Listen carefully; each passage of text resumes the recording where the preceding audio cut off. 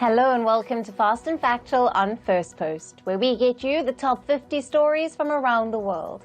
I'm Alison LaGrange, coming to you live from Durban, South Africa. Let's begin. In our top stories, Iran launched around 200 ballistic missiles towards Israel on Tuesday. Tehran said that its missiles targeted 3 military bases in Tel Aviv. Iran's Revolutionary Guard Corps said that the attack was in response to the killing of Hezbollah chief Hassan Nasrallah and Hamas leader Ismail Haniyeh. The Iranian attack has heightened fears of a full-blown war in West Asia. After the missile strike, Iran warned Israel against any retaliatory attacks. Iran's Revolutionary Guard threatened crushing attacks targeting Israeli infrastructure. They added that a military intervention by any other country supporting Israel could also face a quote-unquote power attack. Despite the threat, Israel's Prime Minister Benjamin Netanyahu has vowed to retaliate against Iran's missile attack. He said Iran made a big mistake and will pay for it. Netanyahu added that whoever attacks Israel will get hit back. Meanwhile, the United States has issued a warning to Iran, saying that it must expect severe consequences for attacking Israel. U.S. President Joe Biden said he will discuss a joint response with Israeli Prime Minister Benjamin Netanyahu. Biden also ordered the U.S. military to aid Israeli defenses. According to U.S. officials, last night's Iranian attack was defeated with the assistance of American warships. And world leaders have urged Iran and Israel to call for a ceasefire amid the rising tensions. Britain's Prime Minister Keir Starmer condemned the Iranian attack and expressed support for Israel. The European Union's foreign policy chief, Joseph Borrell, called for an immediate ceasefire. And Japan's new Prime Minister, Shigeru Ishiba, called the Iranian attack on Israel unacceptable. The Secretary General of the United Nations, Antonio Guterres, condemned the broadening conflict in West Asia. The Israeli Defense Forces have launched fresh airstrikes at the southern suburbs of Lebanon's capital, Beirut. The Israel military said it struck Hezbollah targets. Now, this strike followed Israel's issuing of several evacuation orders in the region. The airstrikes were conducted alongside Israel's ground operation in Lebanese territory. Meanwhile, Israeli forces also said about 100 rockets were fired from Lebanon since this morning. And the Israeli army claimed to have bust a wide-scale plan of Hezbollah to attack northern Israel. According to IDF spokesperson, the Rear Admiral Daniel Hagari, Hezbollah planned to launch an attack on Israel on the 7th of October to mark 1 year of the attack by Hamas, in which about 1,200 people lost their lives in Israel. In Lebanon, residents and foreigners are fleeing Beirut. People were spotted waiting in long queues at the Beirut International Airport. Some airlines have suspended their services in Lebanon following the Israeli strikes on the Lebanese capital. And the Yemen-based Houthi group claims to have fired cruise missiles at Israel. The Iran-backed Houthis say they launched 3 Quds-5 cruise missiles targeting Israeli military posts. However, the Israeli military has not confirmed any Houthi strikes. Meanwhile, at least 7 people were killed in a mass shooting and stabbing attack in the Israeli city of Tel Aviv. The Israeli police say that 2 assailants were neutralized. The police suspect that it was a terror attack. The incident took place right before Iran launched its missiles toward Tel Aviv. The U.S. vice presidential nominees J.D. Vance and Tim Walz faced off in a debate on Tuesday in New York. Both men defended their party's presidential candidates, Donald Trump and Kamala Harris. The Republican Vance accused the Democratic Party of having a radical pro-abortion stance. On the other hand, Walz accused his rival of seeking to dehumanize and villainize immigrants. Walz also called Donald Trump a threat to democracy and unfit to lead America. And Canada's Prime Minister Justin Trudeau survived a second vote of no confidence yesterday. The motion was tabled by the opposition Conservative Party to try and topple his minority government. But Trudeau's 207 to 121 victory marked another failed attempt to trigger snap elections. The opposition leader, Pierre Poilievre, is aiming to end the Trudeau government's term after the breakup of the ruling coalition. Canada's New Democratic Party withdrew its support from Trudeau's government a few weeks ago. And over 500 kilograms of drugs worth $238 million were seized in India's capital, New Delhi. According to police, this was the biggest drug bust in the national capital. At least 4 people have been apprehended, and the police said an international drug smuggling group is behind the massive drug consignment. Elon Musk's social media platform X has agreed to pay a fine of over $5 million to Brazil. The fine on the microblogging platform was imposed on the 19th of September after some users were able to access it briefly. The country had banned X after a standoff over disinformation between Brazil's Supreme Court Justice Alexandre de Moraes and Musk. However, the latest decision by the platform paves the way for its suspension to be lifted in Brazil. And in climate news, the death toll from Hurricane Helene has risen to at least 155. The storm left a trail of destruction in the southeastern U.S. Officials claim that the death toll may rise further as rescue workers carry out search operations in isolated areas. Essentials like food and water are being airlifted into the mountains of the state of North Carolina. And Typhoon Krathon is set to make landfall in Taiwan tomorrow morning. Local authorities have evacuated thousands of people from vulnerable areas. They have also kept 40,000 troops on standby. Domestic flights have been cancelled and international flights have been rescheduled. Krathon has been downgraded from a strong typhoon to a moderate one. However, it is likely to bring powerful winds of up to 219 kilometers per hour. The storm is forecast to hit Taiwan's densely populated western coast and travel toward Taipei. And the death toll from a flash flood in the southern Iranian city of Beirut has risen to 15. Iranian state media reported that local authorities have called off search and rescue operations. Beirut is located in Iran's dry southern province of Kerman. Now, scientists say that climate change has made the region prone to extreme weather situations. And Swiss glaciers melted at a faster pace than usual this year. According to the monitoring body of GLAMOS, the Swiss glaciers lost 2.5% of their volume in 2024. That's above the average rate over the past decade. According to the glaciologists, if the current trends continue, the greenhouse gas emissions stay on a rise, the Swiss glaciers will likely lose over 80% of their current volume by the year 2100. And in Libya's Qom city, garbage piles have accumulated along the seashore after a landfill closed earlier this year. Now, residents say that the unprocessed waste is now triggering several health risks, and the government landfill, which operated for nearly 50 years, was also causing environmental and health issues due to its toxic pollutants, and this led to its closure.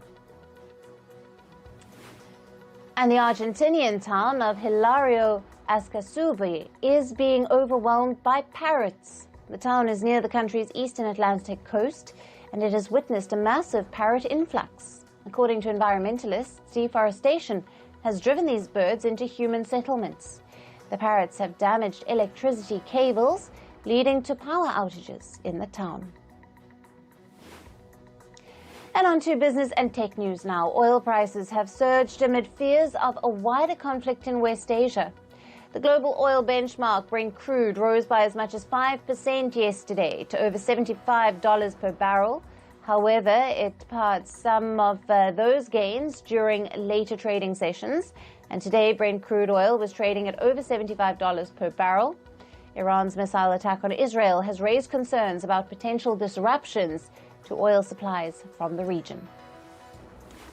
Meanwhile, Israel's credit rating was downgraded by the rating agency S&P Global. The agency said that there's an increasing likelihood that the conflict in West Asia could intensify. S&P Global also noted that Israel is expecting to see 0% GDP growth in 2024. The Israeli Finance Ministry said that the move is linked to the ongoing war. It added that the Israeli economy has demonstrated its ability to recover from crises. And India's stock market regulator, SEBI, has tightened rules for futures and options trading. Futures and options allow investors to trade on the future prices of stocks, commodities, and other assets. Investors will now need a minimum trading amount of over 15 lakh rupees or $17,800 to invest in futures and options. The earlier threshold was 5 lakh rupees or about $6,000. India has seen small investors lose significant amounts of money in the speculative market. An American healthcare giant, CVS Health, has announced plans to lay off about 2,900 workers. This is about 1% of the firm's total workforce. CVS wants to cut costs as it has been facing a profit slump. The job cuts are expected to primarily impact corporate roles. CVS says that workers in its stores, pharmacies, and distribution centers will not be impacted by the move. An American sportswear brand, Nike's sales dropped by 10% in the last quarter. The firm made just over $11.5 billion in revenue between June and August. Nike's CFO said that there was a decline in customer traffic across Nike stores and websites. The sportswear giant is also expecting weaker sales in the upcoming holiday season. Nike has also withdrawn its growth outlook for the financial year of 2024 to 25. And the U.S. National Labor Relations Board has filed a complaint against Apple. Now, the complaint alleges that Apple is violating employee rights to organize and demand better working conditions. Now, the Labor Board says that Apple forces its American employees to sign illegal non-disclosure agreements. The iPhone maker has denied these allegations. In the Indian state of Tamil Nadu, Tata Electronics has suspended production indefinitely after a fire broke out at a factory over the weekend. The plant manufactures components for Apple's iPhone.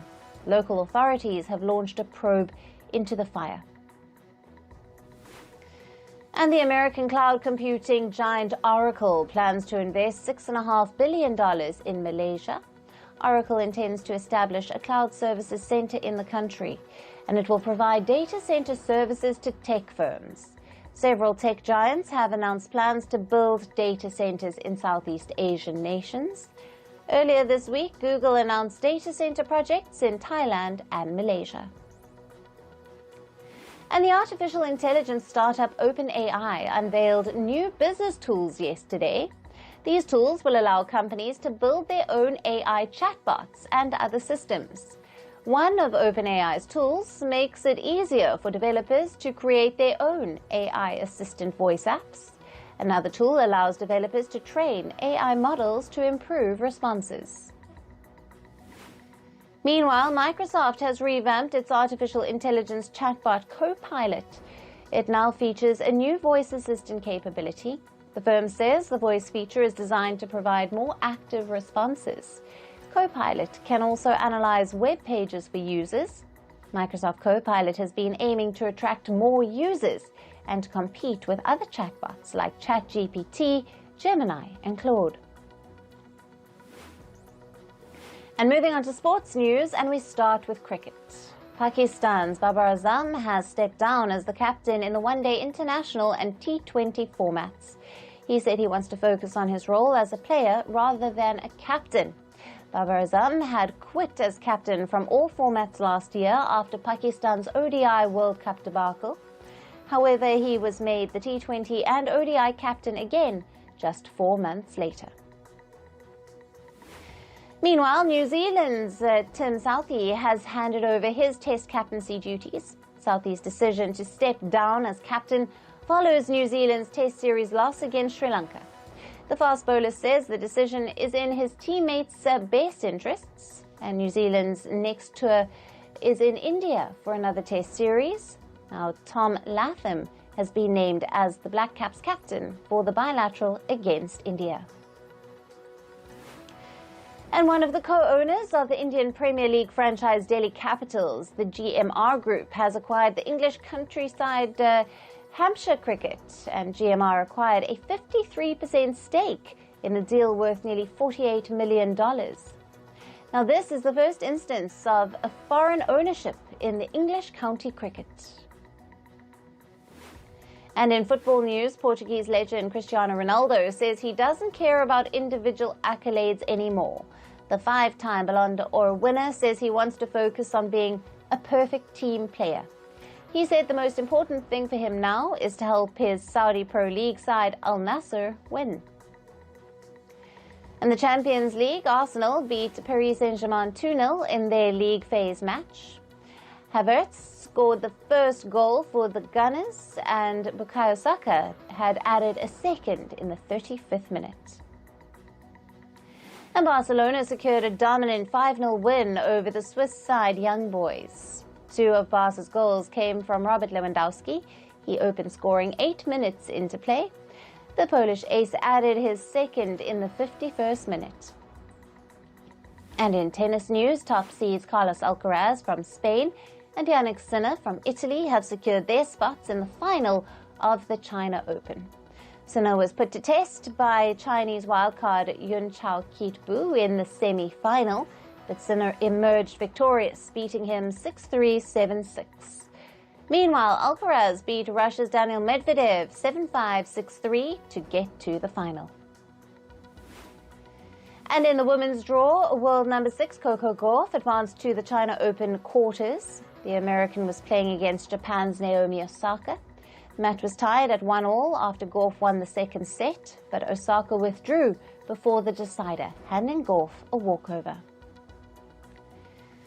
Meanwhile, France's Arthur Fils has clinched the Japan Open. Fils was up against his compatriot Ugo Humbert, and the grueling battle saw Fils persevere through an injury, and it was all worth it after he defeated Humbert 5-7, 7-6, 6-3 to claim the title. And India's javelin ace Neeraj Chopra is looking for a new mentor.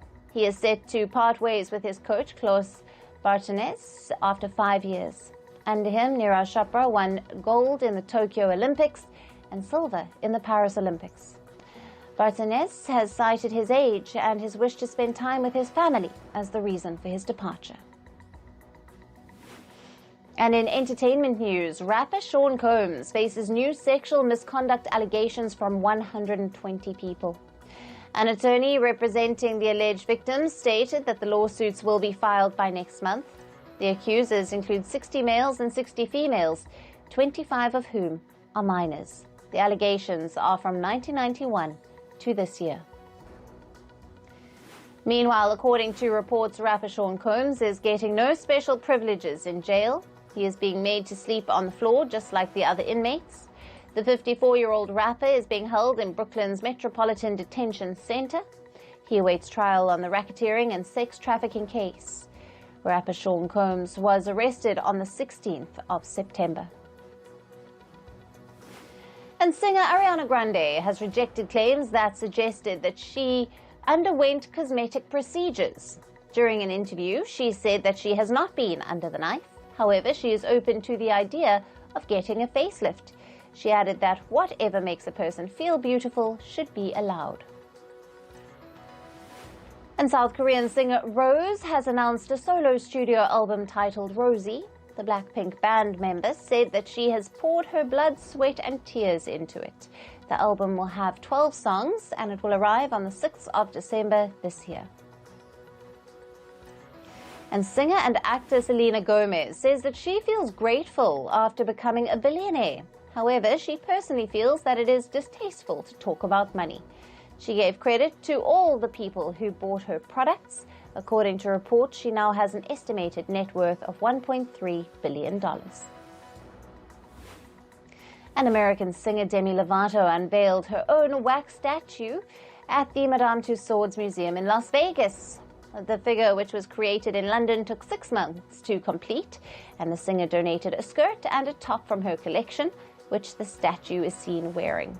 At the unveiling event, Lovato said that it is a healing experience for her, as she has dealt with body dysmorphia in the past.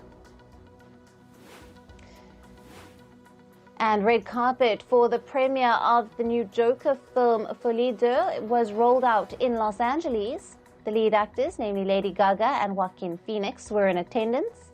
Lady Gaga made a splash at the event by appearing in bright red hair color. The film releases on the 4th of October. And the makers of Scream 7 have finally set a release date. The latest entry in the long-running horror franchise will release on the 27th of February in the year 2026. No other big banner film is slated to release on that day. The first film of the franchise released in 1996. And the makers of Baby Girl released its trailer. The film, starring Nicole Kidman, shows the actor playing the role of a businesswoman. The video shows Kidman having an affair with an intern, after which everything becomes complicated in her life. In an interview, Kidman has said that she felt very exposed as an actor while shooting for the film. It will release on the 25th of December. Actor Channing Tatum and Kirsten Dunst will star in the upcoming film titled Roofman. The true crime thriller film will be directed by Derek Cianfrance, and the story is about a man named Jeffrey Manchester, who is also known as the Rooftop Robber. He robbed over 60 McDonald's stores by climbing onto their roofs. And with that, it's a wrap on this edition of Fast and Factual. Thank you for watching. Stay tuned to Firstpost.